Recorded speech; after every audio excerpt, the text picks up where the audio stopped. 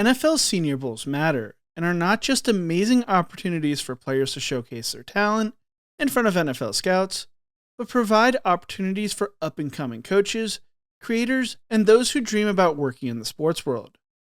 There's one game in the space that is unlike any other and is quickly rising up the ranks on its rise to becoming a premier NFL Senior Bowl. That game is the Dream Bowl, run by Neil Malvone, which will be playing at AT&T Stadium on January 11th, 2026. This is episode 1 of Making the Dream Come True, Road to AT&T Stadium. Before we get into the details about the Dream Bowl and its history, I thought we should take a look at what an NFL Senior Bowl is and the history behind Senior Bowls in episode 1 of the series. Let's start with what a Senior Bowl is. A Senior Bowl is an all-star event that showcases NFL draft-eligible seniors who have exhausted their college eligibility in an almost celebration game. The Athletic's Mark Eisenhower describes it as the preeminent postseason college football all-star game, serving as a national showcase for top NFL prospects who have completed their college eligibility. The NFL Senior Bowl allows players to perform in front of coaches, scouts, and personnel executives, as well as get to meet them in person. The Senior Bowl dates back to 1950, when there was a game hosted in Jacksonville, Florida, in what would later become known as the Reese's Senior Bowl, which for now, wink wink, is viewed as the top NFL Senior Bowl in the nation, for now. The game came from the mind of Nashville businessman Jimmy Pierre, who wanted to create an event for college seniors.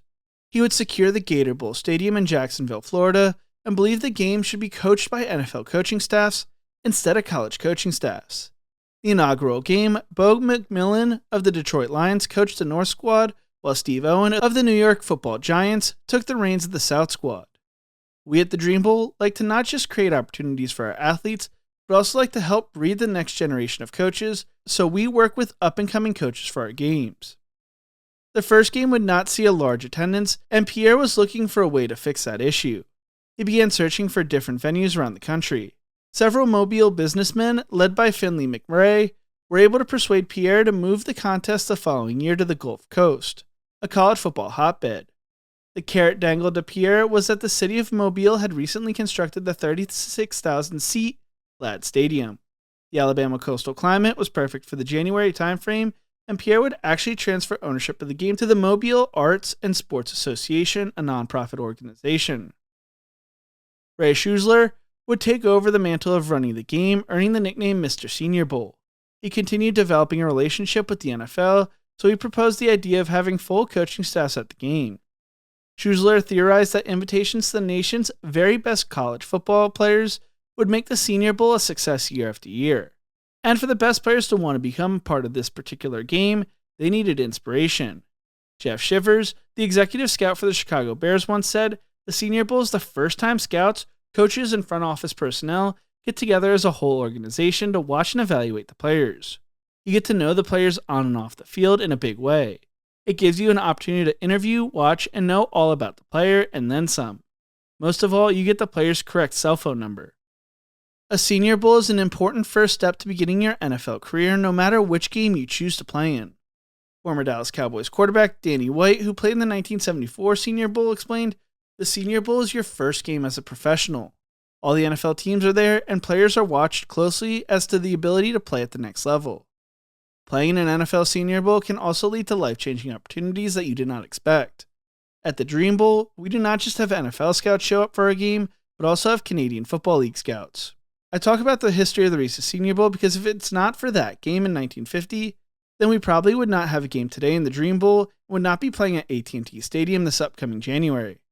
The most well-known game right now is probably the Reese's Senior Bowl. With what is being put together with the Dream Bowl, we are hoping to change that soon." Owner of the Dream Bowl, Neil Malvone, sat down with me last year and explained what makes the Dream Bowl so special. It's this passion that we have to bring the non-exposed players, right? We used to call it a small college game, but it's really not that anymore. It's about the players that don't get the weekly Saturday, Thursday night, Friday night kind of games, and the only place you could see them is on the school's streaming service. So that was why we did it, and so I get so much satisfaction out of watching these players coming from the non-familiar schools getting their chance to play, getting to meet scouts, getting first-class treatment as best as we can provide it to them. Throw in the fact that their families get to celebrate one more weekend of football. It's just a very satisfying thing that we've created here. And I think I'm happiest. I'm happy when the players get their professional contracts, but I think I'm happiest when a parent comes up to me and says, "Thank you for giving us another weekend of football."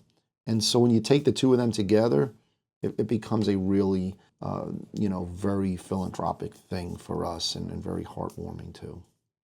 The way the weekend is set up is different at every game, but the way it's run at the Dream Bowl is players perform in a combine like the one in Indianapolis on their first day on the field in front of scouts. Over the following days leading up to the game, players will split into two teams and will practice with said teams and coaching staff. The scouts are at these practices as well, so it's even more exposure for the players. In between practices, players are provided opportunities to sit down and interview with Dream Bowl staff to share their stories, and there will be celebration events throughout the weekend because this is truly a celebration of the career of the players and their families. It's a special weekend that they will remember the rest of their lives. Then on game day, they will get to play in their last collegiate football game, where they will put on a show for those in attendance. The Dream Bowl is trying to shake things up to give players the best experience in the game, as well as their families, because it is what they deserve. We are truly working on becoming the premier game in the space.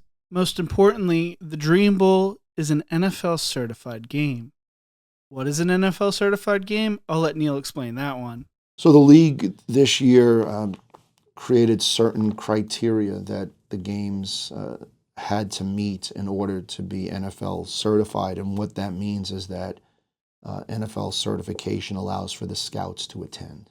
If the NFL feels that the game is not to the NFL's standards, they will not send scouts.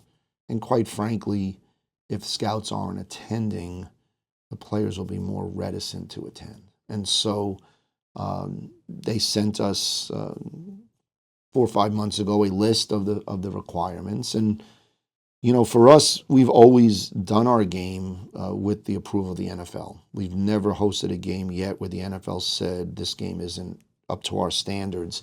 They just kind of codified it this year, so we didn't have to change anything. We just had to tweak some language that they preferred. But when I spoke to the league office, they made it very clear that our game was not a game of concern to them. So I guess after 12 years, we've built enough of a relationship and reputation that they know that our primary focus are the players and our secondary focus are the families. And that allowed us to be certified this year. And I don't expect there to be any issues going forward because we've never changed how we've done things. So since day one.